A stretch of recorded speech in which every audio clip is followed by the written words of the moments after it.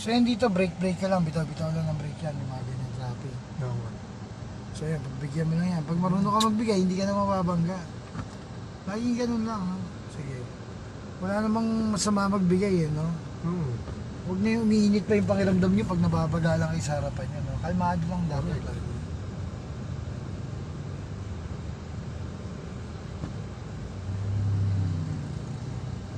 Mahirap din kasi dito yung attitude na pangit, no? Magaling ka nga mag-drive, pangit naman attitude mo, no? So lahat niyayabangan mo. Pag nakatagpo ka, Senyor Pedro pa rin ang bagsak mo. Pag nahanap mo yung katapat mo, yung hindi ka bibiruin, no? Alam mo sino. Yung mga tipong ganito, ito, ingatan nyo ito, mga estudyante yung ganito. Sabi ka nun, no? Tandaan nyo na yung mga mukha nila, ha? Ito yung mga tipong huwag nyo bibiruin, sasabi ko sa inyo. Ito hindi kayo bibiruin at sasantoyin sa kali. Yung mga tipo nito ni Kuya. Mukha lang ganito to, pero ito yung dating siga na ano. Ayan. So ito mga cowboy kasi ito eh. Hindi masisindak sa inyo to, mga tipo nito.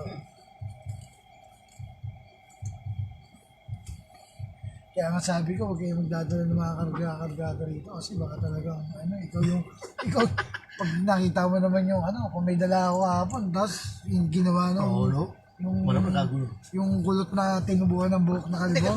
Negro? Yung kulot na tinubuhan ng kalbo. Ay, ano ba? Kalbong tinubuhan ng buhok? Oo, yun. Buhok, kalbo. Bombay yun, Bombay. Bombay ba yun? Ano sa kanya? Ford ba yun? Ford? Si Ford Singh. Isa sa kanya? Si Mr. Singh.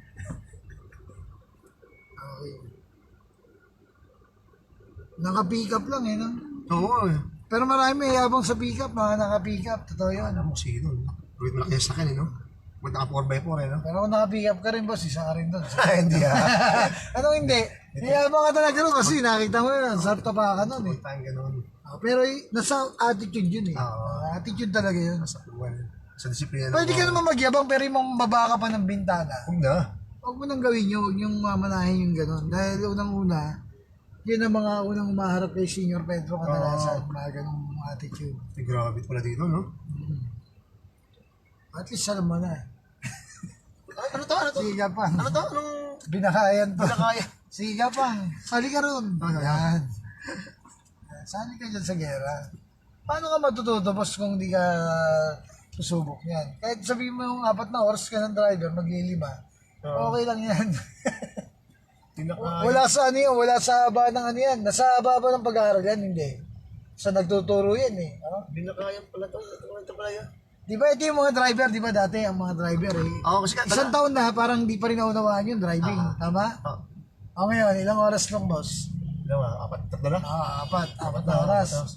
4 na oras pero naunawaan mo, yung ginagawa mo. Siyempre. Okay. Kailangan mo intindihin eh. Di ba? Kailangan pa bang pabuting kita ng 1 taon bago mo maunawaan ang driving? Hindi na. Di ba? So hindi na ngayon uso yun, no? Upgraded na dapat din yung nagtuturo. Tama ba? Tama. Hindi yung low-tech ng sasakyan noon, low-tech din yung turo. Ay ngayon, Nasa generation ngayon yun. upgraded na yung yung mga sasakyan no? Oo eh. Diba? So upgraded na, no? Dapat kaya niya ituro yung mga yung mga bagong sasakyan din, no? Hindi yung truck lang ang alam niyo, tapos sasali pa kayo rito.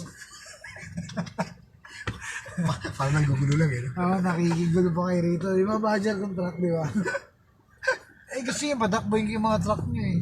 Dahi-dahi ng truck eh. Ano ba meron sa truck? Unless kung binubuhat niyo yan. Kinakambyo rin naman yan, di ba? May high-end low lang sila. Kasi yung mga truck. Kasi pag may mga 16 kasi yun eh. Yung mga 16 gear na. Kasi pagkatawa nila, no? High-end low. Sila sa mga Loaded pag mga loaded. yung mga din malaki, no? So, syempre, mas malakas yung high kaysa dun sa low. Siyempre. Laging ganun lang yan. Pero sisimulan mo dun sa low. Gear 1 low. Diba? Bago ka mag-high. Bago may lusot ng 2, 3, 4, ganun. So, ganun din dito sa mga